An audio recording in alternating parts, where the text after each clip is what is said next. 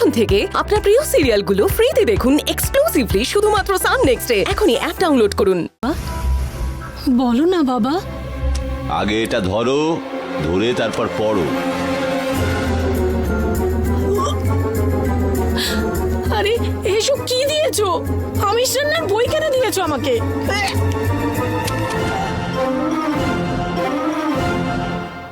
কি গো এটা? আমাদের বাড়ি বিশুদ্ধ নিরামিষ, কেউ ডিম দেওয়া কেক পর্যন্ত খায় না।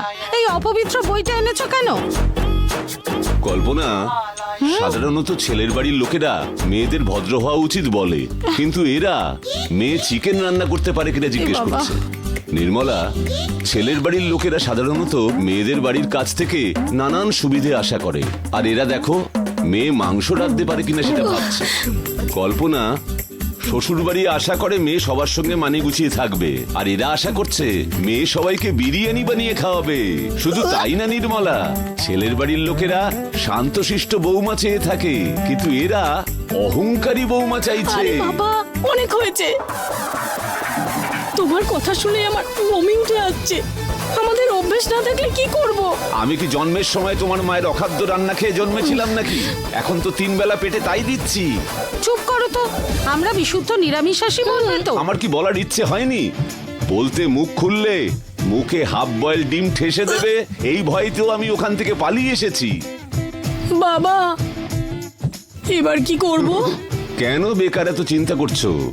আগে বিয়েটা হোক, করে ওই বাড়িতে যাও, তোমার হাতে সুস্বাদু রান্না খেয়ে নিরামিষ হোক কিংবা আমিষ, ওরা তো সমস্ত খাবারই খাওয়া ছেড়ে দেবে।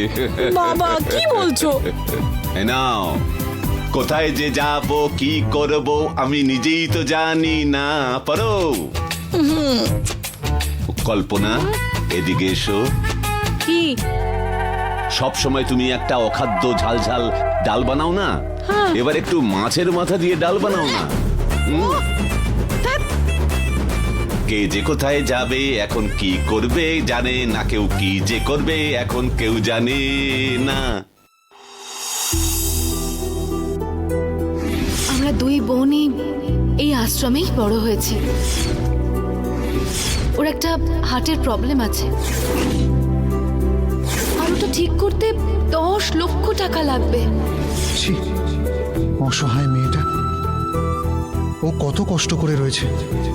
এর মাঝে আমি ওর চেনটা বন্ধক রেখে দিলাম, আর ওর চেনটাও হারিয়ে গেল। কি করি বুঝতে পারছি না। ওর জন্য কিছু একটা করতেই হবে।